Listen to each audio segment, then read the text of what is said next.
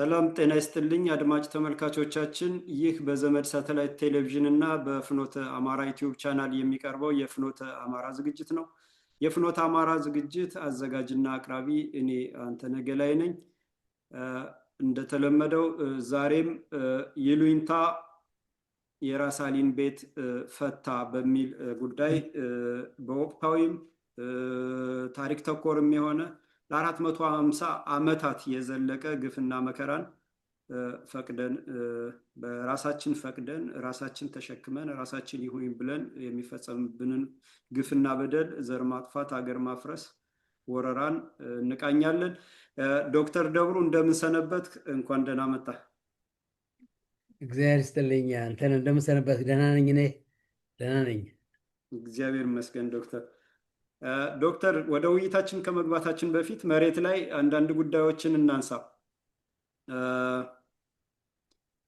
አማራን በአጥፍተን ኢትዮጵያን አፍርሰን ኦሮሚያን እንገነባለን የሚለው፣ አማራን አጥፍተን በአማራ መቃብር ላይ ታላቋን ትግራይ እንገነባለን የሚለው የጸረ አማራ፣ ጸረ ኢትዮጵያ፣ ጸረ ኦርቶዶክስ የሆኑት ወያኔ ትህነግና ኦሮሞማ ርዕዮተ ዓለም የሚያራምዱ በኦሮሞ ስም የተደራጁ ድርጅቶች በሙሉ ዛሬም አማራን መጨፍጨፍ፣ ማረድ፣ ደም መጠጣት፣ ቤት ዘግቶ ማቃጠል እንደቀጠለ ነው እና ከአማራ የጸዳ የኦሮሞ ምድር በወረራ የተያዘን ምድር ለመፍጠር ሀገር ለማቆም ዛሬም አማራዎች በተለያየ ስም እየተሰጠ እየታረዱ ነው። ኦርቶዶክስ ተዋሕዶ ቤተክርስቲያን በወያኔ ጳጳሳት እና በፈረንጅ ቅጥረኛ ካድሬ ሲኖዶስ አባላት ተተብትባ ተይዛ በወራሪዎች ቁጥጥር ውስጥ እየገባች በመናፍቃን፣ በዝሙተኞች፣ በጣዖት አምላኪዎች ሰይጣናዊ ተልዕኮ በሚያራምዱት እየተወረረች ይገኛልና ይሄ መሬት ላይ እየተፈጸመ ያለ ነው። ሌላው ደግሞ ጀግናው ሩቅ አላሚው ለስር ነቀል ለውጥ የሚፋለመው ፋኖ የአማራ ሕዝብ ጠላቱን፣ ወራሪዎችን፣ ተገንጣዮችን፣ ዘረኞችን፣ ፋሽስቶችን እንደተለመደው እየቀጣ በተለያዩ የጦር ግንባሮች ድል እየተቀናጀ ነው። ከዚህ እኩል ደግሞ ለነዚህ ለጠላቶቻችን ለወያኔ፣ ለኦሮሞማ ኦነግ ብልጽግና ለሚሉት እንዲሁም ለሁለቱ ዲቃላ ለሆነው ብአዴን ቅጥረኛ የሆኑት ቅጥረኛ ባንዳዎች የፋኖ መሪ ነን የሚሉት ከጠላቶቻችን ከወያኔና ከኦሮሞማ ሌላኛው ክንፍ ነጀዋር መሐመድ ጋር አብረን እንሰራለን በሚል በሌላኛ አቅጣጫ ደግሞ ሰሜንኛ የሚል ቋንቋ አምጥተው ወራሪዎችን ዘራችንን አጥፍተው ትግራይን ለማቆም ዛሬም ባላማጣ ራያን ወረው በጠለምት በጠገዴና በወልቃይት ብቅ ጥልቅ እያሉ ወረራ ለመፈጸም ዝግጅት ድራማ፣ አንዴ በምርጫ ቦርድ፣ አንዴ በምርጫ፣ አንዴ በምናምን እያሉ ከኦሮሞማ ጋር እየተናበቡ ድራማ ለሚሰሩት አብረነን እያሉ ህዝቡን የሚያደነዝዙ ቅጥረኛ ባንዳዎች አሉ። በዋናነት እነ አስረስ ማረ ዳምጤ፣ እነ ጌታ አስራደ፣ እነ እስክንድር ነጋ፣ እነ ዘመነ ካሴ የሚዘውሩት እና የነዚህ ተልዕኮ አስፈጻሚ ውሬ አለ። በሚዲያውም አጠቃላይ በሚባል ደረጃ የአማራን የህልውና ትግል መርህና ዓላማ፣ ይዘትና ምክንያት እያዛቡ ህዝቡን የሚያታክቱ ሚዲያዎች በአማራ ስም አያሌ ናቸው። ዩቲዩበሮች፣ አክቲቪስቶች፣ ምሁራን ተብዮች፣ የጥቅም ሸሪኮች፣ ቅጥረኞች፣ ባንዳዎች፣ አድርባዎች ሁሉ ተብትበው ይዘውታል የህልውና ትግሉ እና ይሄ ሁሉ ማንነቱ ካባው እየተገለጠ ማንነቱ ሚናው እየለየ ትግሉም እየጠራ የአማራ ህዝብ የህልውና የፍትህና አገር የማስቀጠል ፋኖ የሚያደርገው ትግል ደግሞ ጠላቱን፣ ወዳጁን፣ የጠላቱን ቅጥረኛ ባንዳውን፣ ሰርጎ ገቡን ሚና እየለየ እያጋለጠ ወደፊት እየገሰገሰ ይገኛል። በዚህ ሁኔታ የኢትዮጵያ ህዝብም በአማራ ህዝብ የህልውና ትግል በፋኖ አጠቃላይ ህልውናው እንደሚከበር፣ ኢትዮጵያም እንደ ሀገር ሉዓላዊነቷ ተከብሮ እንደምትቀጥል፣ የጥንት የጠዋቱ የአባቶቻችን ነፃ ህዝብ ታላቅ ሀገር መርህ እንደገና ሰፍኖ ሁሉም በእምነቱ፣ በሃይማኖቱ፣ በአካባቢው፣ በተፈጥሮ ሀብቱ፣ በማንነቱ ኮርቶ ትውልድ ካለ ስጋት እንዲቀጥል የሚደረገው ትግል ላይ ኢትዮጵያውያን አሁን አብዛኛው በሚባል ደረጃ አይኑ እየተገለጠ መጥቷል እና ይሄ መሬት ላይ የሚነበበው ያለው ሁኔታ ነው። እንግዲህ እነዚህን ከጠቀስ ዛሬ ወደምናነሳው ከአንተ ጋር የማነሳቸው ጉዳዮች አሉ። አንተ በተደጋጋሚ የምታነሳቸው ናቸው። በተለያዩ መድረኮችና መድረኮች ላይ በጽሁፍም በውይይትም የምታነሳቸው ነጥቦች ላይ እንቆያለን። ምንድነው ዋናው ያልተሞከረው እውነተኛ መንገድን መሄድ አለብን ነው ጭብጥ መልእክትህ። ይሄን ከመጀመራችን በፊት ግን ይሉኝታ የራስ አሊን ቤት የፈታ ነው አርዕሱን የመረጥ ነው። እንግዲህ ይሄ ትውልድ ታሪኩን፣ ጀግኖቹን፣ ማንነቱን የረሳ ነው። ራስ አሊን እንደ ኦሮሞ የሚቆጥር ብዙ የከሸፈ አለ። አጽመ ርስቱን ከአራቱ ክፍለ ሀገር ውጭ ሌላ እንደሌለው በወረራ የተያዘውን ምድር የረሳ ትውልድ ተፈጥሯል። ይሄ ደግሞ ሆን ተብሎ በምዕራባውያን ጸረ አማራ፣ ጸረ ኢትዮጵያ የቅኝ ገዢ ትርክት የውጭ ሀገር ቋንቋን፣ የውጭ ሀገር ትምህርትን፣ ስርዓተ ትምህርት አምጥተው በዘር፣ በሃይማኖት፣ በአካባቢ፣ በቋንቋ የተከፋፈለ ህገ መንግስት አጽድቀው ወያኔን ለመንግስትነት አብቅተው አንድን ሀገር ለማፍረስ፣ አንድን ሀገር ለመናድ፣ ትውልዱን መናድ፣ የትውልዱን አስተሳሰብ ማጥፋት የሚለውን ብሂል ለማስፈጸም ሲባል በስርዓተ ትምህርት ሆን ተብሎ የከሸፈ ትውልድ ራስ አሊን የረሳ ነው እና ከአማርኛው እንጀምር ዶክተር፣ ከአማርኛው እንጀምርና ይሉኝታ የራስ አሊን ቤት ፈታ። ራስ አሊ ማን ናቸው? ቤታቸው በምን ተፈታ? ይሉኝታስ እንዴት ቤታቸውን ፈተው የሚለውን ለትውልዱ እንደው አጠር አድርገህ ይችን ገለጻ ብሰጥ ዶክተር። ይሉኝታ የራስ አሊን ቤት የፈታ ራስ አሊ ከእስልምና ክርስትናን ተቀብለው ንጉስ ሚካኤል የተባሉት ትልቁ ጀግና የአማራ ጀግና ናቸው። በጠላትም ጊዜ 16,000 ጦር፣ ሁለተኛው ከራስ መኮንን ቀጥሎ ማን ነው? ራስ መኮንን ወደ 25,000 ጦር ነበራቸው። 16,000 በርካ 5,000 ፈረሰኛ ያላቸው።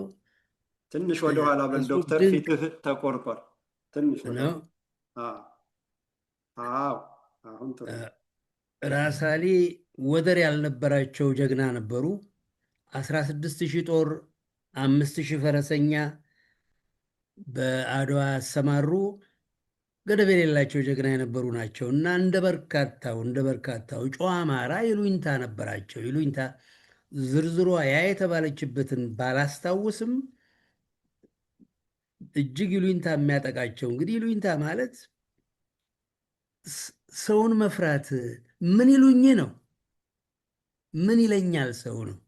እንግዲህ ጡር እግዚአብሔር ምን ይለኛል ነው፣ እግዚአብሔር መፍራት ነው። ይሉኝታ እንደውም አሁን እንግሊዞች ኮንሲደሬሽን የሚሉት ቃል አለ። ይሉኝታ ጋር የሚደርስ የለም። እኔ የደችን ቋንቋ እናገራለሁ፣ ኖሬበታለሁ። በእነኝህ ባረመኖቹ ቋንቋ አይታሰብም ይሉኝታ። አቀላጥፌ እናገረዋለሁ የእነኝህንም የኦሮሞ ተብዬውን እና የልቀት የአንድ ህብረተሰብ የስልጣኔው ደረጃ የከፍተኛው እርከን ደረጃ ይመስለኛል ይሉኝታ። ሰው ምን ይለኛል ብሎ ማሰብ እና አማራ ለረጅም ጊዜ አሁንም በርካታው የሚከላከለን ከኦሮሞ ምንትሴ ወይም ወያኔ ትግሬ እኔ አንዳንድ ሀቅ እንዳለ በምናገርበት ጊዜ የሚከላከለኝ ከዛ ከመድረክ ወጣው የሚለው አለቅላቂው ፎቃቃው አማራ ነው እና ድንገት የሚያውቀው ሰው ከአንደኛው ማህበረሰብ ጓደኛ አለው ከተባለ እንደውም ይባል የነበረው እነኝህ ሊያስፈራሩ የነበረው የኦሮሞ ተብዬዎችን እኛ ጋር ያለውን ኦሮሞ ታስፈጁብናላችሁ፣ እዚህ ያለውን እንትን ያለውን እንዳይፈጁብን ስለ እነሱ ክፉ አትናገሩ፣ እንዲህ የሚል የሙታን እንትን ነበር እና አማራው በአጠቃላይ የነኝህን ሰዎች ወራሪነት ወራሪ ብቻ አይደለም ገደብ የሌለው ጭካኔያቸውንና የዛሬ 3-4 ዓመት ከኢያሱ ጋር ስለ እነሱ ዘመዶች የሚሉትን አባባል ይሄ አንድ እነሱ አጠገቡ የማይበላል ማን የሚባል ገመቹ ተብሎ ያ ጉጭማ ትግሬ ይስቅበት ነበር አሉ። የዩኒቨርሲቲ ፕሬዚዳንት አድርጎት ገመቹ የሚባል ነበር አንድ ወለጋ እና ምን ይል ነበረ? ከምንትሴ ከነሱ ለነሱ ለኦሮሞ ተብዬው ዲያቆን መቻነሰው ጳጳስ ምንትሴ ብሎ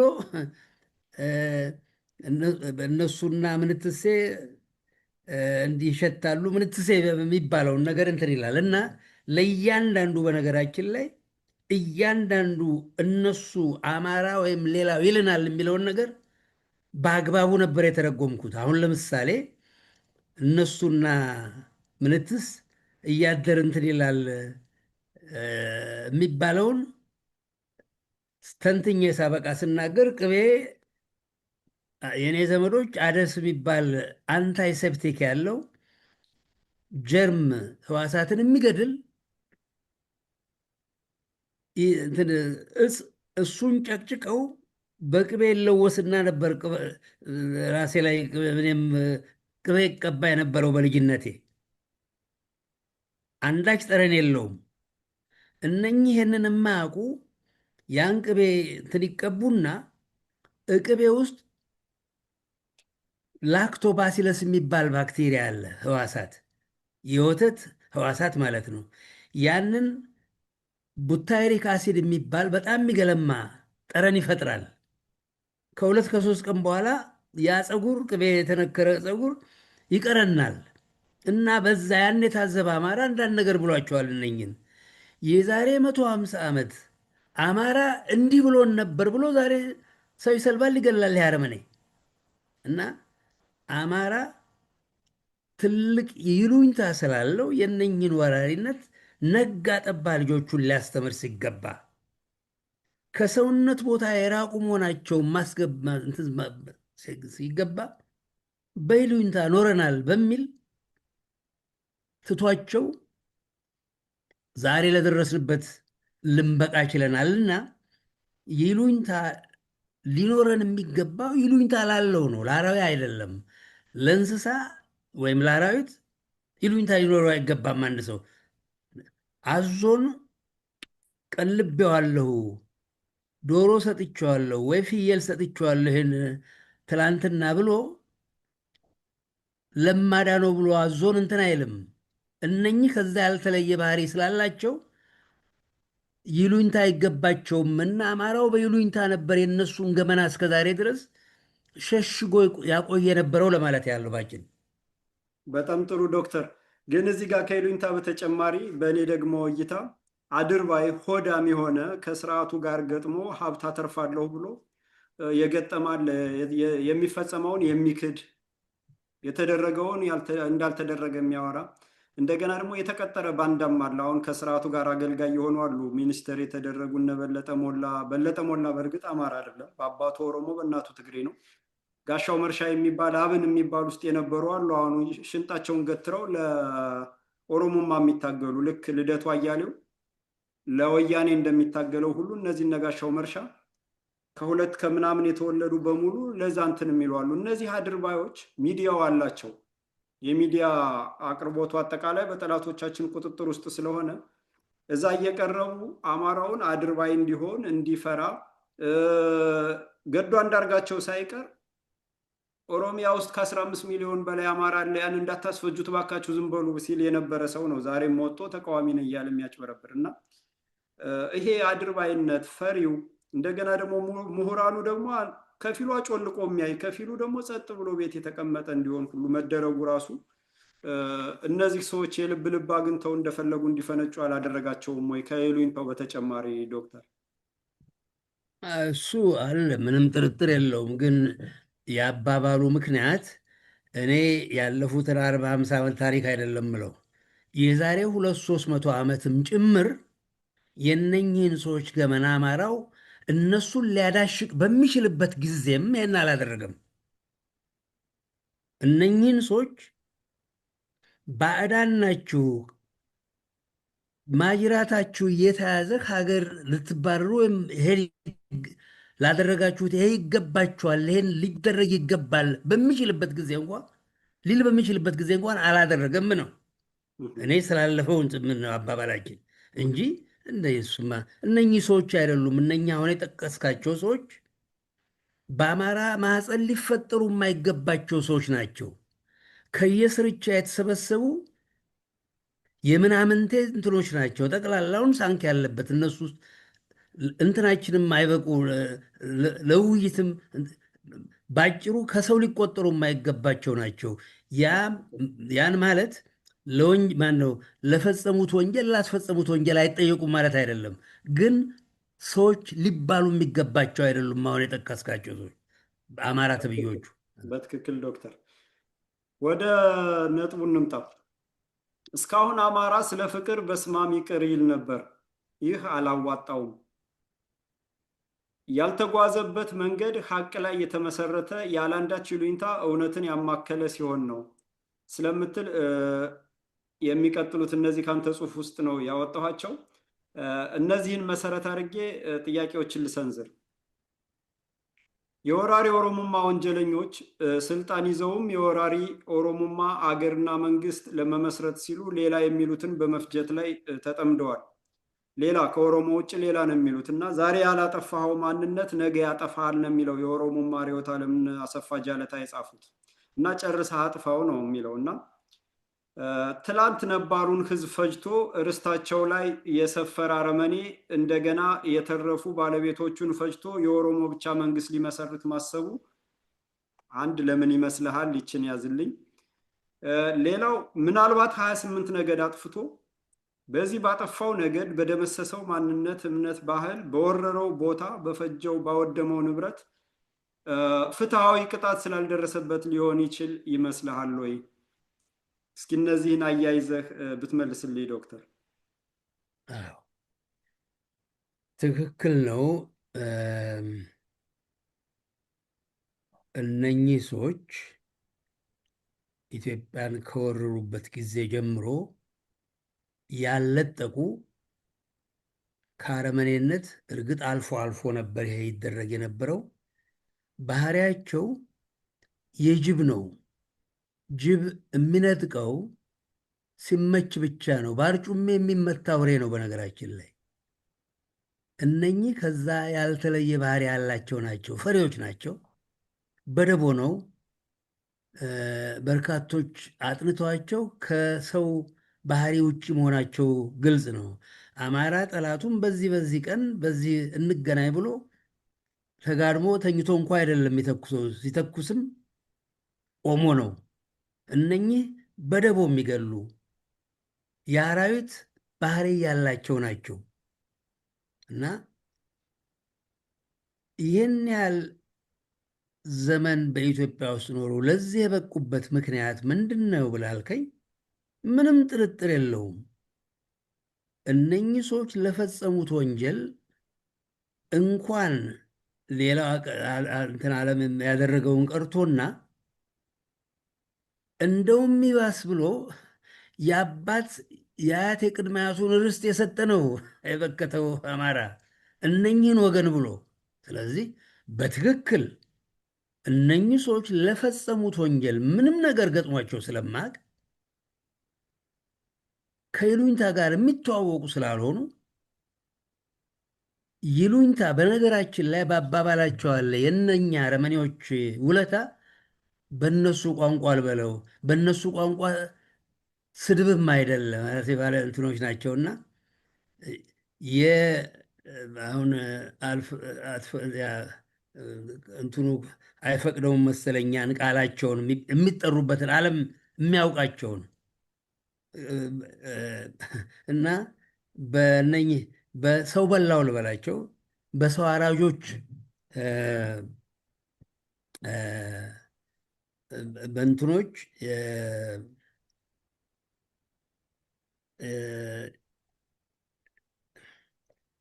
ምንድን ነው የሰው አራጅ ውለታ እንደ ውለታው የለም ወይ ተብሎ ቢባል ሰው ሊያርድ ምን ሲል የእነሱ ውለታ ሁዱቁ በካዬ ይላል። ያንን ውለታው የላለሁ ያለውን ሰው በምንህ እንጨት ይግባብህ ወይም ጣትህ ይግባብህ እንደማለት ያህል ነው። ይህን የሚሉ ናቸው። ውለታ ጋር የሚተዋወቅ አይደለም። ውለታን አለማወቅ አንድ ነገር ነው፣ ግን ውለታ የዋለለትን ሰው መፍጀት ደግሞ የተለየ ነገር ነው። እነኚህ ሰዎች እህል ጨርቅ ላያቸው ላይ ጥሎ ቋንቋ አስተምሮ ፊደል አስቀንትን ብሎ ልብስ አልብሶ እርፍ አስጨብጦ የእህል ዘር አስተምሮ እንጀራ በወጥ እንጀራ መጋገር አስተምሮ ጠጅ መጣል ጠላ ይህም ሁሉ ያስተማራቸውን አማራ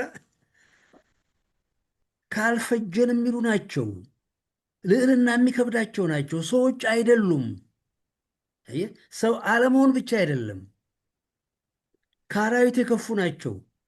ስለዚህ ይህ ሊሆን የበቃበት የሚያሰኘኝም ደግሞ ያልተሞከረው መንገድ የሚባለው አፄው ቴዎድሮስም ብለው ነበር፣ ይሄን አረመኔ ከሀገሬ እንትን ሳላስወጣ ብለው ነበር፣ ተቀጩ እና እነኛ አረመኔዎች ለፈጸሙት ወንጀል 28 ነገድ ያጠፉ ዛሬ የሚታየው ርስት ይሄ ፎቃቃው አማራ ተስፋፉ የሚለውን እነኚህ ሰዎች የዛሬ 500 ዓመት በኢትዮጵያ ምድር ይታወቁ ያልነበሩ፣ በኢትዮጵያ ዳር ድንበር የሚታወቁ ያልነበሩ ሶማሌና ባንቱ ያበረራቸው በክፉ ጊዜ ኢትዮጵያ በቱርኮች በተወረችበት ጊዜ ግራኝ በሚባለው አገር የወረሩ የደከመ ህዝብ የፈጁ ናቸው። 28 ነገድ ያጠፉ።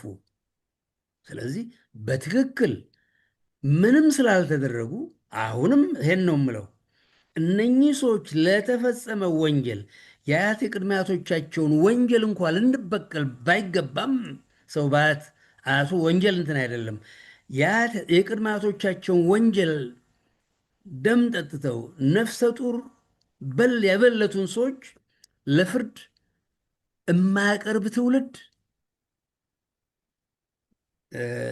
የአያቴ ቅድመ አያቱ አጥንት እሾክ ሆኖ እንደሚወጋው ጥርጥር የለውም። ለጠየቀኝ ጥያቄ አዎ፣ ምንም ነገር ገጥሟቸው ስለማያውቁ ነው። እነኚህ ባህላችንን ያጠፉ ባርነትን ያመጡ ምን ኢትዮጵያን ባዕዳኖች የታሪክ ሊቃኖች እንደሚሉት ኢትዮጵያን ከነሱ በላይ ያጎደፈ ያቆረቆሰ ህዝብ የለም። ይህ በዓለም ገጥሟት የነበረው የውስጥና የውጭ ጦርነት ተደምሮ ካስከትለው እነኛ አረመኔዎች ኢትዮጵያን ጎድተዋታል ነው የሚለው። ትክክል ነው። ሰዎች አይደሉም። አዲስ አበባን አብክተዋታል። ዛሬ በረት አድርገውታል። ሰው አይደሉም። እና በአጭሩ በዛ ለመለስ በትክክል ዶክተር። ግን ይሄንን ወንጀል እነዚህን ወንጀል ፈጻሚ ሰው በህይወት እያረዱ ደም እንዲጠጣ የሚያደርጉ የኦሮሞማ ርዕዮተ ዓለም አራማጅ የኦሮሞ ህዝብ የወጡ ኤሊቶችን ራሱ የኦሮሞ ህዝብ አድኖ መቅጣት አለበት። ታሪኩን ማስተካከል አለበት። በዚህ ታሪክ አጠቃላይ ታሪኩ የሚጻፍ በኦሮሞ ህዝብ ነው።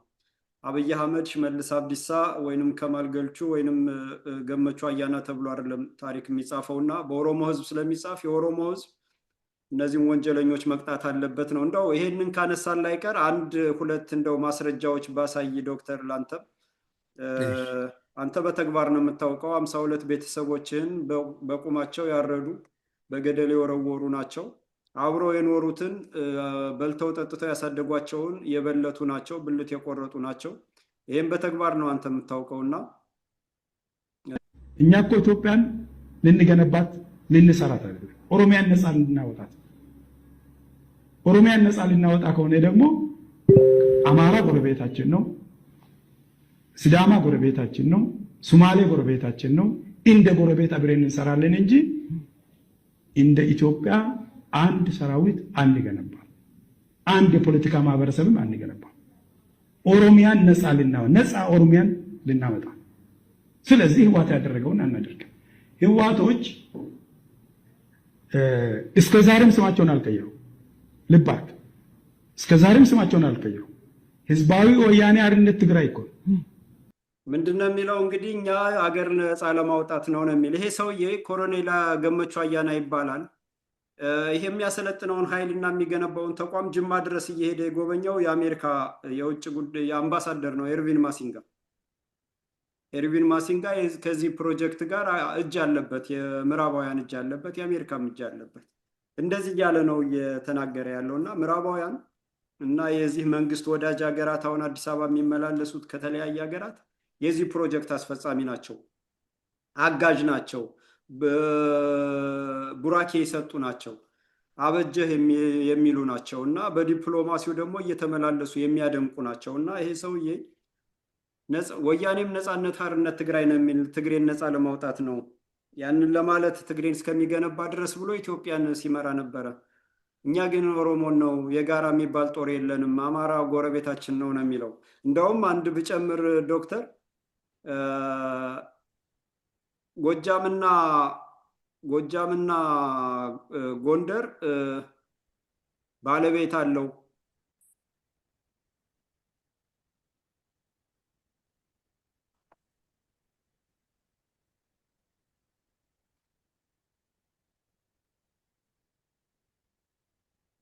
እያንዳንዱን ወደ ልኩ ያስገባል።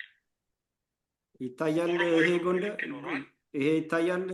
ዶክተር ይሰማል? ሰሜን ኢትዮጵያ እኮ ነው ሀብተ የሚባል ህዝብ ያለው ሰሜን ሸዋ ብቻ ነው እንጂ ይሄ ጎጃም ጎንደር የሚባለው ሌላ ባለቤት አለው። ይሰማል ዶክተር?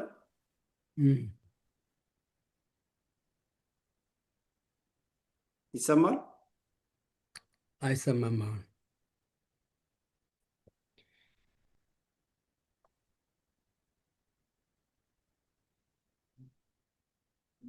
እያንዳንዱን ወደ ልኩ ያስገባል። ኦሮሞ የኦሮሞ ልክ ይኖረዋል። አማራ እኔም ማቆ ከኢትዮጵያ ሰሜን ኢትዮጵያ እኮ ነው ሀብተ አማራ የሚባል ህዝብ ያለው ሰሜን ሸዋ ብቻ ነው እንጂ ይሄ ጎጃም ጎንደር የሚባለው ሌላ ባለቤት አለው። አዎ ጎጃም እና ጎንደር ሌላ ባለቤት አለው ነው የሚለን። ያኛውም ኦሮሚያን ነፃ ልናወጣ ነው እያለን ያለው። የዚህ ክንፍ ማለት እነ ጀዋር መሐመድ ናቸው። የዚህ ክንፍ ማለት እነ ሕዝቅኤል ጋቢሳ ናቸው። የዚህ ክንፍ ማለት እነ ጃልመሮ ናቸው።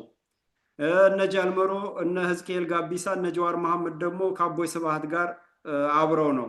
አብረው እና አቦይ ስብሃት ደግሞ እነ ልደቱ አያሌው፣ እነ ይልቃል ጌትነት፣ እነ ገዱ አንዳርጋቸው፣ እነ ዘመነ ካሴን፣ እነ አስረስ ማረ ዳምጤን ይዘው ደግሞ አንድነት የሰላም ምናምን ብለው አብረው እየሰሩ ነው። እንግዲህ እንዴት ተናበው እንደሚሰሩ የአቦይ ስብሃት ነጋ የወንድሙ ልጅ ባል ፕሮፌሰር ክንደያ ገብረ ሕይወት ይባላል። የመቀሌ ዩኒቨርሲቲ ፕሬዚዳንት የነበረ ነው። ከደብረ ጽዮን ጋር ተንቤን በረሃ ዘምቶ የነበረ ነው። አሁን የአብይ አህመድ አማካሪ ነው። 4 ኪሎ አርከበ ዕንቁባይ አሁንም የአቦይ ስብሃት አምቻ ነው፣ አማካሪ ነው። እና ተናበው ከፊሉ 4 ኪሎ ቤተመንግስት አሉ፣ ከፊሉ በረሃ አሉ፣ ከፊሉ አሜሪካን አሉ። እና እነዚህ ሁሉ ተመሳጥረው ነው አገራችንን ሊወሩ፣ ትግላችንን ሊነጥቁ፣ የበሰለ ትግል ሊበሉ ቅጥረኛ ባንዳዎቻቸውን አሰማርተው በዚህ ልክ እየሰሩ ያሉት። እና አሁንም ቢሆን አማራው አድርባዩን ዞር በል ብሎ ቤት የተቀመጠው ሰብሮ ወጦ ሌባን ሌባ ካፋና ካፋ ለማለት አልደፈረም። እና ያቀረብከው ነገር አንተ የሰጠኸው ትንታኔ እይታ እና በማስረጃ እና በመረጃ ያቀረብከው ይሄኛውም ተግባር ከራሳቸው አንደበት እንስማው በሚል ነው ይሄን ያቀረብኩት። ዶክተር እዚች እነዚህ መልእክቶች ላይ የምትለው ከሌለህ ወደ ሁለተኛው ጥያቄ አለኝ። የምለው አንድ ነገር አለ። እውነታቸውን ነው። እነሱ ምን አደረጉ? ምን ይላል አማራ? ሀገር እግር አለው ይሄዳል እንደ ሰው ጀግና ድንበር ቆሞ በኃይል ካልመለሰ ይላል። እኛ ይህን ካላደረግን አረመኔ 400 ዓመት ሀገራችን ገብተው ኖረው እንግዳ ምንት ሲመጣ ሲለጥቅ ምን ይሆናል ነው ባለቤቱን ውጣ እስከ ማለት ድረስ የፈቀደን እኛ እንጂ እነሱ ምን አደረጉ? የምልህ እነኛ አረመኔዎች እየፈረጠጡ እስከ ናይጄሪያ ሄደዋል። ይጋላ ይባላሉ። እዛ ታንዛኒያ ውስጥ ባጋላ ነው የሚባሉት። ኬንያ ኦርማም ወትሮ ይጠሩ በነበረበትም ጋላ የሚሏቸዋል። በዚያ ስም ነበር ይጠሩ የነበሩት። ግን እንደ እንግዳ አቅማቸው ተወስኖ ጭራቸውን ሸጉበው ነው የሚኖሩት ባሉበት ሀገር በሌላው ቦታ። እኛ ሀገር አነገስን። እንደውም ይህን ሰሞን አንድ ነገር ስመለከት ሁለተኛው ምንድን ነው? ሁለተኛው መፈንቅለ መንግስት ተብሎ ቀደም ብሎ መንግስቱ የኦሮሞ ተብዬው የኢትዮጵያ ልሂቃን መፍጀታቸው ይታወቃል። ወደ 83 ከተገደሉት 90 በመቶ በላይ አማራ ነው። የቀሩትም ትግሬ፣ ኤርትራ፣ ጉራጌ እነኝህን ነበር የፈጁት። ፈጂዎቹ እነኛ አረመኔዎች ናቸው። ያ ሳያንስ እንደገና ሁለተኛ መፈንቅለ መንግስት በታሰበበት ጊዜ የጦሩ መሪ የነበረው ጀነራል ማንትስ የሚባል የአየር ኃይል ሰው ነው። እንደውም ደስ የሚል እሱ ነበር ሊቀመንበሩ። የአየር ኃይል እንግዲህ ፓይለት የነበረ መሰለኝ። የንግድ ሚኒስቴርም አድርገውት ነበረ። ስሙ ጠፋኝ አሁን። ውይይት በሚያደርጉበት ጊዜ መፈንቅለ መንግስቱ የመንግስቱ የተባለው ወደ ጀርመን በሄደበት ጊዜ አውሮፕላን ላይ እንዳለ መፈንቅለ መንግስቱ ታስቦ ከ90 ጀነራሎች 30 በላይ 33ቱ የመከሩበት ነው። ስብሰባ በሚደረግበት ጊዜ መርድ ንጉሥ የሚባለው ኦሮሞ ተብዬ ነው አሉ እና ያኛው አማራው የአየር ኃይሉ ጀነራል አንደኛ ከ8ኛ ክፍል የወደቀና የአየር ኃይል ከ12ኛ ክፍል ጎበዝ ተማሪዎች ናቸው። ተምረው በትንትን የሚሉ አጠገብ ለአጠገብ እንትን የሚሉ ሰዎች አይደሉም። የአካዳሚም ሩቅ ቢሆን ያባት ነው። ይሄ የሆሎታ ነው እና ያኛው ስለዘገየ ሊቀመንበሩ እንትኑ መርድ ንጉሴው ወንበር ላይ ጉብ ይላል። ያ ይመጣል እንግዲህ የይሉኝታ የምልህን አንዱም የአማራ እንትን ነው። አንተ እኔ በአንተ ወንበር እስከምትመጣ ድረስ ብቀመጥ አንተን እንዳየሁ እሞቅ ወንበር ላይ ተቀመጥ እልሃለሁ እና ተቀመጠበት። ሌላው ገልቻው ምንትስ የሚባል ሌላ ጀነራል ይመጣና አትነሳለት፣ አንተው ቀጥል ይለዋል። መፈንቅለ መንግስት ያደርጋል እዛው ውስጥ። ያው ነገሩም ከሸፈ። እንዲህ አይነት ሰዎች ናቸው። ይሄን አሁን ይህን ሰሞን ነው የእነሱን ታሪክ በምንትን በምልበት ጊዜ የደረስኩበት። በአደባባይ እንኳን አልወጣም እና ስለዚህ ነው ምንም ኃጢአት የለባቸውም። ሀገር እገር ያለው ይሄዳል እንደ ሰው ጀግና ድንበር ቆሞ በኃይል ካልመለሰው ነው። አገራችንን የማስመለስ የተወረርን ሀገራችንን በሀፍረት የማስመለስ ታላቅ ኃላፊነት አለበት እያንዳንዱ ጥንታዊ ኢትዮጵያዊ። እሷን እግረ መንገድ የልበል ብዬ ነው። በትክክል ዶክተር። አዎ እነሱ በአደባባይ እየተናገሩ በአደባባይ እያወጁ ነው ሁሉንም ነገር የሚፈጽሙት። እንደውም በተናገሩት ልክ በአደባባይ እያንዳንዷን ድርጊት በአደባባይ እየተናገሩ ነው የሚፈጽሟት። ሳይናገሩ ሳያውጁ ያደረጉት ነገር የለም። እኛ ግን ቅጥረኛ ባንዳውን፣ አድርባዩን፣ የጥቅም ሸሪኩን፣ የተንበረከከውን እየተከተለ ህዝቡ ለምን ጠላትን ማጽዳት እንዳልቻለ ነው። እዛ ጋ ነው ቁልፉ አሁንም ያለው። ወደኛ ነው ጣታችንን መቀሰር ያለበት አሁንም። አዎ ስለዚህ እኛ ጣት ቀንስረን በጥቂት ባንዶች ባንዳ ይሄን አደረገን ይሄን አደረገን ብሎ ማለቱ እንዴ! ያን መገላገል ያለበት ህዝብ ጭምር ነው። እነኚህን ሰዎች እንዲህ የሚያደርጉትን ሰዎች የመገላገል ኃላፊነት የተሳነው ህዝብ ይወቀሳል። ይሄ ነው እንጂ እነኚህን ውዳቂዎች እኔ ይሄ ገዱ የተባለ ያንጋደውና አሜሪካ ምንትስ የተባለው እንደው እንትኑም ባይመታ እንኳን ፈረንጅ ሀገር ባይመች እንኳ በእንቁላልና በቲማቲም አታበክቱትም ነበር እምለው እና ይሄ ሁሉ እዛ እንትን ያለ እነሱ ናቸው የሚወቀሱ እንጂ እነኚህማ ሙታኖች እነሱ ላይ ያማኝ ልኖር አንችልም። እንደ በላይ ዘለቀ መመንጠር አለባቸው። በትክክል። ሁለተኛዋ ጥያቄ ዶክተር አሁንም አነሳልህ። በታሪክ የኦሮሞማ ልሂቃን የመሰሉ ጨካኝና ከአራዊት የከፉ ወራሪዎች በአፍሪካና በሌላው ዓለም የተከሰተ አለ ወይ የምታውቀው ነው? ሰውን አርደው ነባሩን ህዝብ አጥፍተው ባህልና እምነት ደምስሰው ቅርስና ታሪክ አውድመው የራሳችንን ሀገር እናቆማለን ብለው የነፍሰ ጡር ሆድ የሚቀዱ ብልት የሚቆርጡ እያረዱ ደም የሚጠጡ አሁን ያው በተደጋጋሚ አሁንም ክርስቲያኖች ናቸው ተብሎ አማራዎችን አረዷቸው። ፈጠጋር አጽመ ርስታቸው ላይ የሚኖሩትን የወረራ ስም አርሲ የሚባል ተሰጥቶ ማለት ነው። እና በሌላው ዓለም እንደዚህ አይነት ታሪክ አለ? እንደው ካለ የተወረረው ህዝብና ሀገርስ ምላሽ ተመሳሳይ ነገር አለ? እንደው እነሱን የመሰለ ጨካኝ ህዝብ ዓለም ተደርጎ ታይቶ የማይታወቅ ጀንጊስ ካን ጎበዝ የነበረው ወታደር፣ እነሱም ጨካኞች ናቸው ይባላሉ። እነሱ አላደረጉትም። ዛሬ እነኚህ ሰዎች የሚያደርጉትን ግን ወረራ የተካሄደባቸው በርካታ የአፍሪካ ሀገሮች ነበሩ። በዓለምም እንደው ከአውሮፓ ልጀምር። የዛሬ 1200-300 ዓመት አውሮፓ ተወሮ በነበረበት ጊዜ ለ800 ዓመት አገራቸውን ወሮ የነበሩ አረቦችን በወረንጦ ነው እየለቀሙ አወጧቸው የዛሬ 500 ዓመት።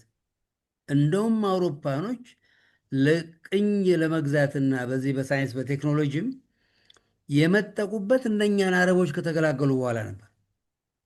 በዚያ ጊዜ ከ1.5 ሚሊዮን የዛሬ 500 ዓመት በ1490 አካባቢ ሙልጭ አድርገው እነሱንና አይሁድን ከአውሮፓ ሙልጭ አድርገው አብረዋቸዋል ፖርቹጊዞች እና ስፓኒሾች። በአፍሪካም ተመሳሳይ እንትን ተፈጽሟል።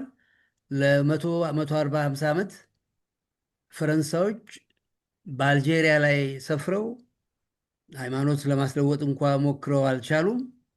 ግን 140 ዓመት ሌት ከቀን ተፋልመው ለወሬ ነጋሪ እንዳይል አበረሩት። በፈረንሳይ በፓሪስ ብቻ ወደ 40-50 ሺህ አልጄሪያኖች ፈጅተዋል ፈረንሳዮች።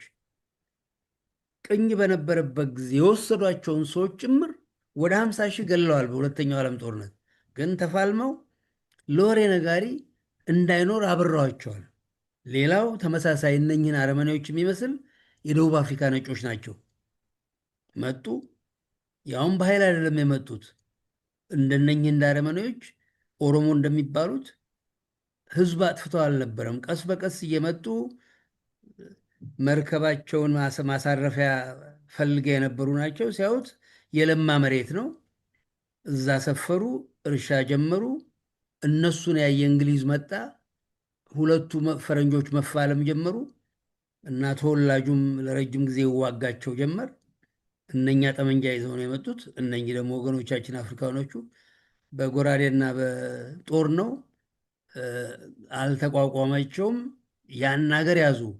ግን 400 ዓመት ያህል ተፋልመው አንበርክከው በነ ማንዴላ አንድ ሁለት ጠቅላይ ግዛት ስጡንና የራሳችንን መንግስት እናቆማለን አሉ። በደቡብ አፍሪካ እንትን ውስጥ ዛሬ የአረመኔ እንደሚለው ነው። ገመቹን ያልከኝ ማለት ጉፋያው አሁን ቅድም እንትን ያልከው ኮሎኔል ገመቹ አያና ይባላል።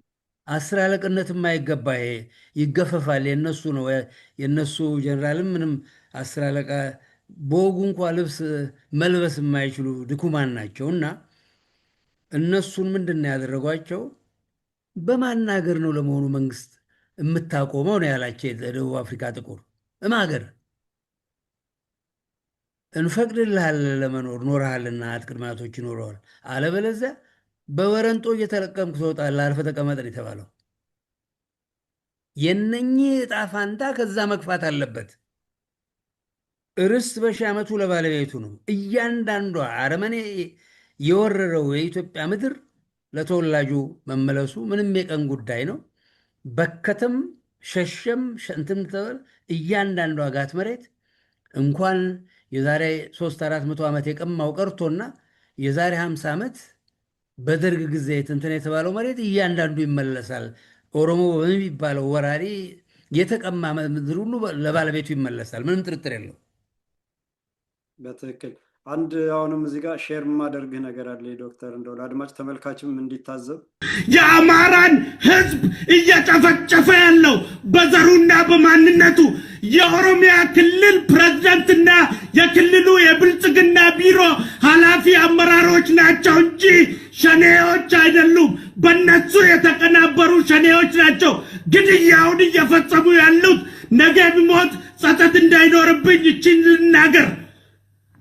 የስ እውነቱ ይሄ ነው። ሁለት አይነት ሸኔ ነው ያለው። እውነተኛው ሸኔና ሳቦታጅ ሸኔ ነው ያለው። ሳቦታጁ ሸኔ የሚመራው በኦሮሚያው ክልል አመራር ነው። የኦሮሚያ ክልል አመራርና የኦሮሚያ ክልል ብልጽግና ቢሮ ከነ አመራራቸው ከነ ካቢኔያቸው ካልተፈረካከሱ በቀር በጭራሽ ሞት ግድያ በኦሮሚያ ሊቆም አይችልም። እንደደሁን እችን ተናግሬ ነገ ጠዋት ልሙት ጸጸት የለብኝም። ስለምናቅ ነው የምንናገረው። ስለምናቅ ነው የምንናገረው። የሰው ነፍስ ያንገበግበናል፣ ቋቅ ብሎናል። እንግዲህ ይሄ ሰውዬ ኦሮሞ ነው። ከውጭ ሀገር ሂዶ የፓርላማ አባል የተደረገ ነው። ሁኔታውን አየ። ግድያው፣ ማረዱ፣ መጨፍጨፉ ከልክ ሲያልፍበት አልችል ሲል እረፉ ማለት ጀመረ። አጠቃላይ በኦሮሞ ስም የተደራጀ ድርጅት በኦሮሞ ርዕዮተ ዓለም እንደሚመራ ግልጽ ነው። ግን አንዳንዶች ደግሞ እንደዚህ አይነት ምስኪኖች ውሉን አያውቁትም፣ ሚስጥሩን የማያውቁት አሉ እና መንግስት ተብየው ኢትዮጵያን የሚያስተዳድረው ወራሪ ኦሮሞ ርዕዮተ ዓለም አራማጅ እነ ሽመልስ አብዲሳ የሚመሩት ኦሮሚያ ክልል የሚባለው የደም መሬት እንደሆነ እየተናገረ ይችን ተናግሬ ልሙት አለ። ይህ ሰውዬ አሁን የተገደለ ይመስለኛል፣ በህይወት ያለም አይመስለኝም። እና ይሄ አንድ ራሱ በራሳቸው አንደበት የተነገረ ነው። እንዲህ እየተነገረ ግን የሚያስተባብሉ አሉ። አገኘው ተሻገር የሚባል አማራ መሪ ነው የሚል ከምናምን ከጥርቅም የተወለደ ትግሬው ምኑም የተሰበሰበበት ሰውዬ የኦሮሞ መሪዎች ለአማራ ለማዳን ሲል ከፊት እየወደቁ እያለ ያስተባብላል። እና አማራው ደግሞ እስከዛሬ ድረስ በባዴን እየተመራ ነው። እና ራሳችን ፈቅደን ብዙዎችን ተሸክመናቸዋል። እንደውም ሌላም ከዚህም ደግሞ የከፋለ ዶክተር፣ እንደውም ከዚህም የከፋለ ሼር ማድረግ የምፈልገው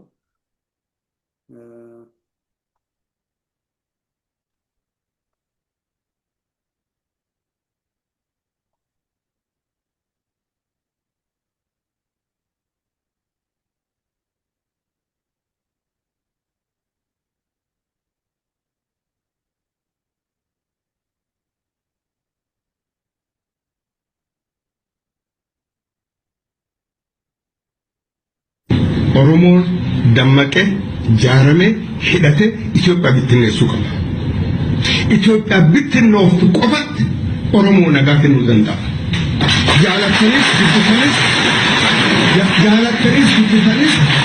ያለተንስ ቢተኔ አባን ከተማን ቢልዲንግ ምኒልክ ለቃገላ ነው ደጋር ከሰጣ ይደጋር ከሰጣ ማሊፍ ደጋር ከሰጣ ሀቅ ለማን ኦሮሞ ዱኡ ሂናፊን we are always in the forest. Believe me this.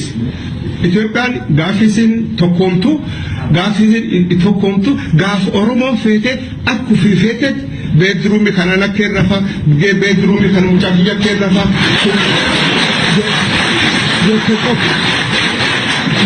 yo sabi Oromo akku fi fedu kajara tutate sab Oromo tifet sun dur dabachun danden warri kun gaf Ethiopian chambitinote fingete yo fedu Oromo walinte yo fedu ko bafu mangisti sai mirgasani kanalle qalbe ke sakabachu qabna afan gababon ኢትዮጵያ ዲሞክራሲ ሱን እንጂ ኢትዮጵያ ተጨፍሱ ጨላጨ ፎራቡላ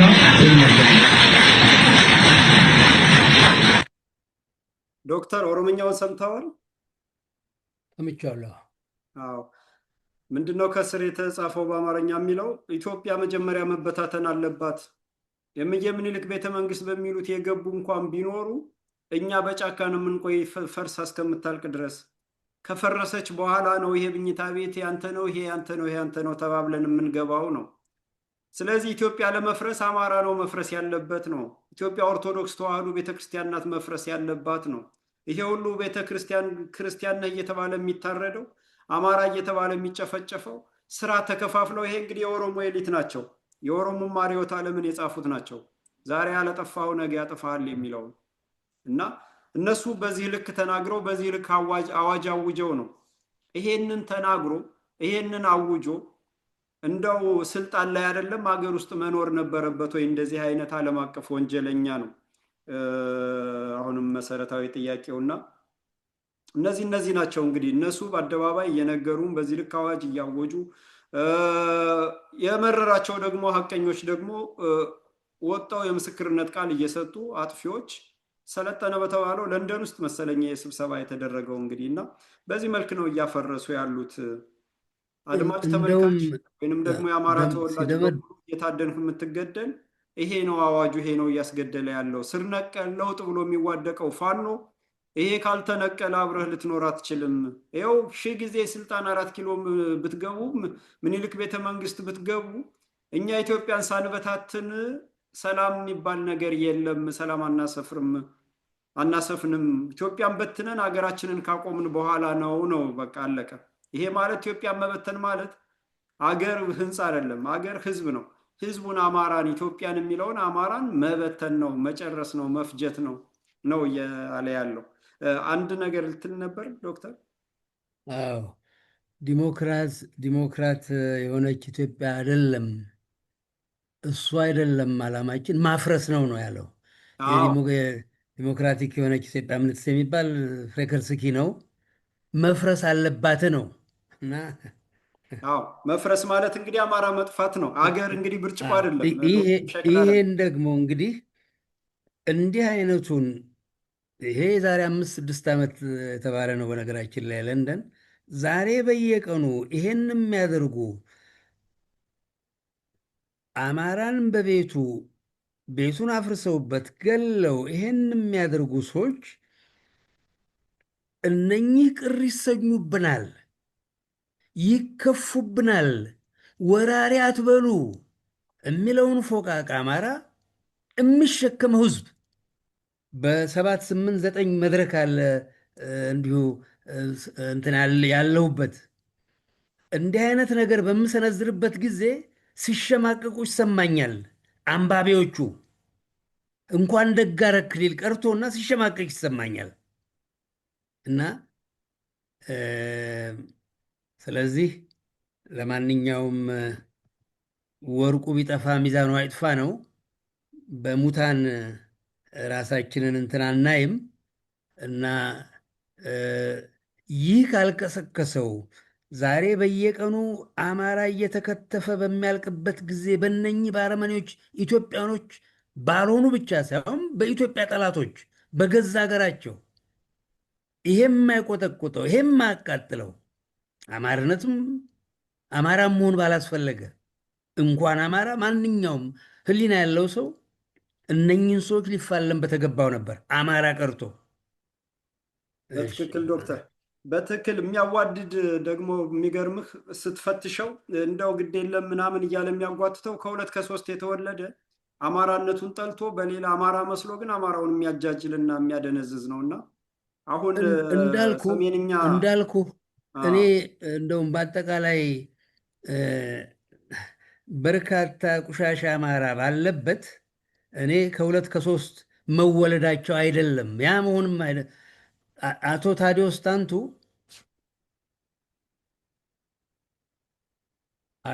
ታዲዮስ ታንቱ ወደር የሌለው ኢትዮጵያዊ ነው፣ የወላይታ ሰው ነው። ስለዚህ ያ አይደለም ከ2-3 መወለዳቸው ሳይሆን እርካሽነታቸው ናቸው። ይሄ የጎዝላፉ ሰውዬ ብዙ ጊዜ የማነሳው ነው። ቲቶ ዘመዶቹ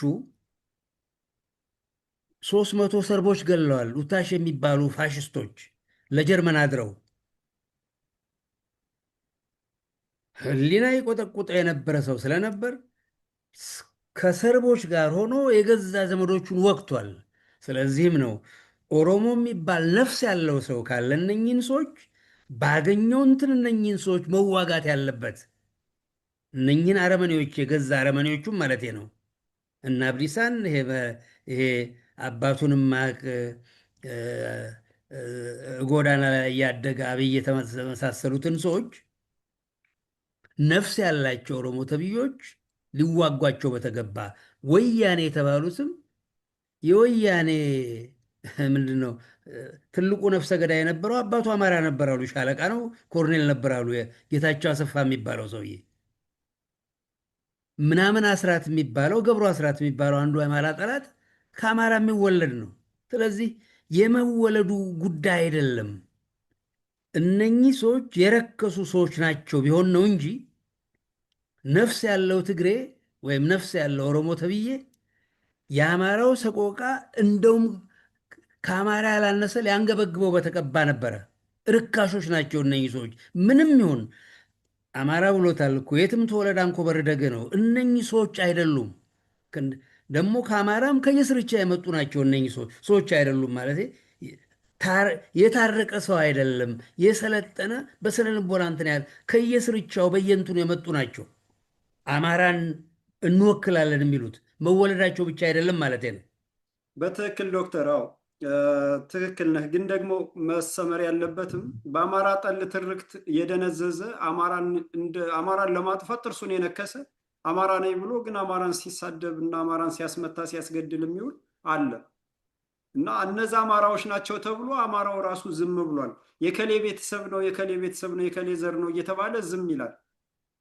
እና አስረስ ማረ ዳምጤ እኮ ናቸው የጎጃምን አማራ የፈጁት፣ የጎጃምን ጀግና ያጸዱት፣ ስለዚህም እኮ ነው የምለው እነዚህ ሰዎች የከሌ ዘመድ ናቸው እየተባለ ዝም ስለሚባል እነዚህ ማንነታቸው ሲፈተሽ የሌላ ማንነት አለባቸው፣ ጠላት ናቸው። ሰውነትማ አንተ ያልከኝማ ሰው የሆነ ሁሉ ኃጢአትን፣ ወንጀልን፣ ዘር ማጥፋትን፣ መጨፍጨፍን መቃወም አለበት። መቃወም ሳይሆን መፋለም አለበት። ልክ እንደ ጋሽ ታዲዮስ ታንቱ አርበኛው አይነት ማለት ነው።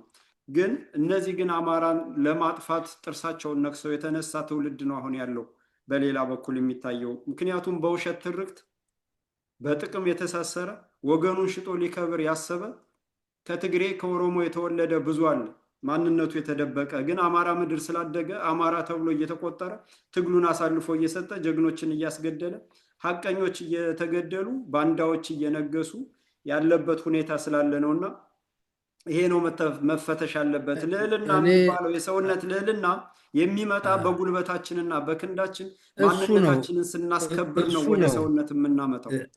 ይህን ሰሞን አንድ ሰው በአንድ መድረክ ላይ ስሜ ገሌ ነው፣ ስሜን አልወደውም እና የሚገርም እኮ ነገር ነው። በጣም ቆንጆ ስም እና እኔ ምን ትዝ አለኝ፣ አንድ ጊዜ በደርግ ጊዜ ኢትዮጵያ ሄጄ ዘመናዊ ልብስ ቶሎ እንትን ላለ ሰርግ እንትን ማለት ስለነበረብኝ የአበሻ ልብስ የአባቴን አገኘሁና እሷን ለበስኩ።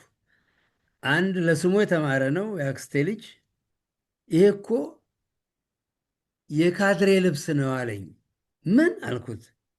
የካድሬ ልብስ እንግዲህ የአበሻን ልብስ ካድሬ ስላረከሰው እኔ ላርክሰው ደሜን የፈላው እኔ አንተ የምትላቸው ካድሬዎች ስለለበሱት ልብሴን የአባቴን የምኮራበትን ልብስ የካድሬ ልብስ ነው ብዬ እንድጸየፈው ነው አልኩት።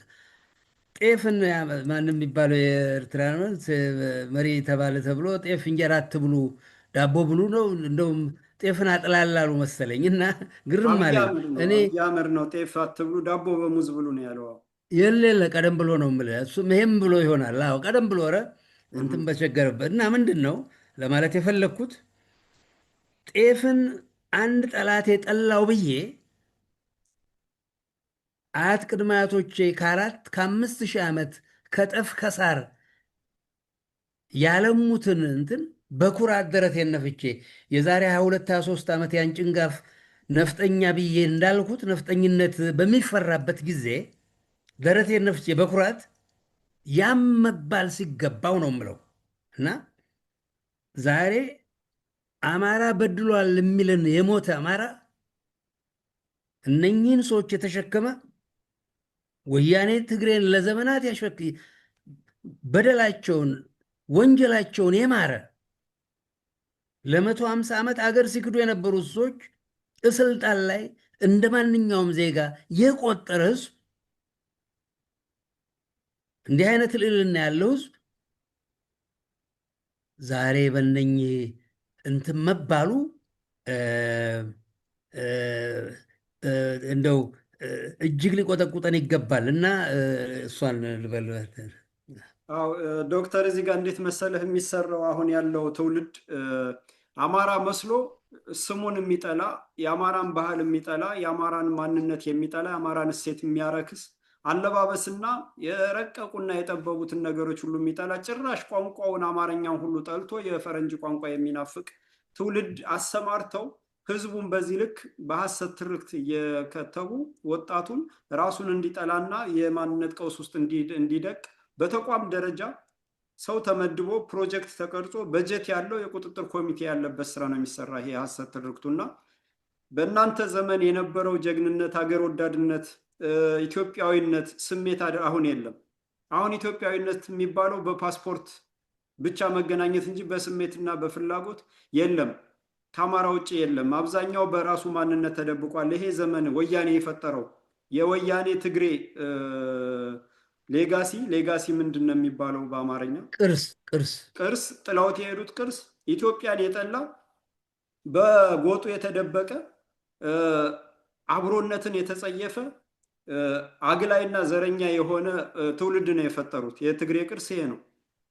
ስልጣን ላይ የተቀመጠበት በ27 ዓመት ውስጥ በዘር በሃይማኖት ከፋፍሎ ተጋብቶ ተዛምዶ ተጋምዶ የኖረውን ኢትዮጵያዊ ከፋፍሎ ኢትዮጵያዊነትን አጥፍቶ ሉዓላዊነቱን አስደፍሮ ክልሎችን ሉዓላዊ አድርጎ የፈጠረው ትውልድ ጋር መግባባት አንችልም ነው። ምክንያቱም አሁን ኢትዮጵያ እንዲህ ቢደረግ ሕግ ቢከበር ይሄ ቢደረግ እንደዚህ ጠባቂ ትውልድ ነው የተፈጠረው።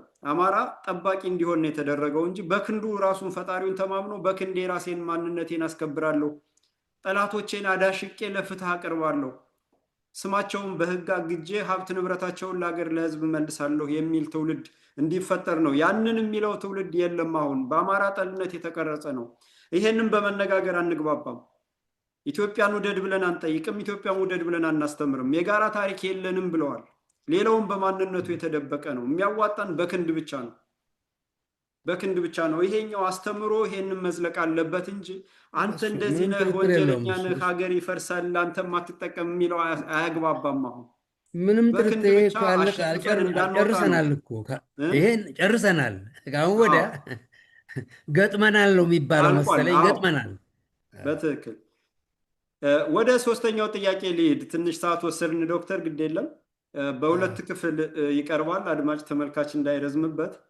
ሶስተኛው ጥያቄ ያወጣሁት አሁንም ካንተ ጽሁፎች እና ካንተ ንግግሮች ተነስቼ ነው። 94 በመቶ አርበኛ አማራ ሆኖ ከ2 በመቶ ያልበለጠ አስተዋጽኦ የነበራቸውን ጥቂት በጣት ይቆጠሩ የነበሩ የኦሮሞ አርበኞች ማወደስ የተለመደ ነው። እንዲያውም አነስ ያለ ህዝብ ያለው ሲዳማ ከኦሮሞ አርበኛ ቁጥር እጥፍ ነበር። ለምን ይመስላል ኦሮሞ ከ2% በታች አርበኛ የነበረው ዶክተር? አንዲችን ጥያቄ ያዝልኝ። ሌላም ጥያቄ አለ አያይዘ እንድትመልስልኝ። ሁለተኛው 2 በመቶ በሙሉ ለምን ከሸዋ ብቻ ሆነ? ይሄ አርበኛ የተባለውም የሸዋ ኦሮሞ ነው የሚባለው እና ሌሎቹ ወለጋ፣ ሐረር፣ ጅማ፣ አርሲ፣ ባሌ ወዘተ በሚባሉ የወረራ ስሞች የሰፈሩ እነዚህ የወረራ ስሞች ናቸው እንጂ ትክክለኛ ስሞች ወለጋ ቢዛሞ ዳሞት ነው። ሐረርም እንደዚሁ እናሪያ፣ ጅማ ማነው አርሲ ፈጠጋር፣ ጅማ ማነው ስሙ የጥንት ስም አላቸው። እነዚህ የወረራ ስሞች ናቸውና በዚህ ይኖሩ የነበሩ ኦሮሞዎች ሚና ምን ነበር? ምን ሲያደርጉ ነበር?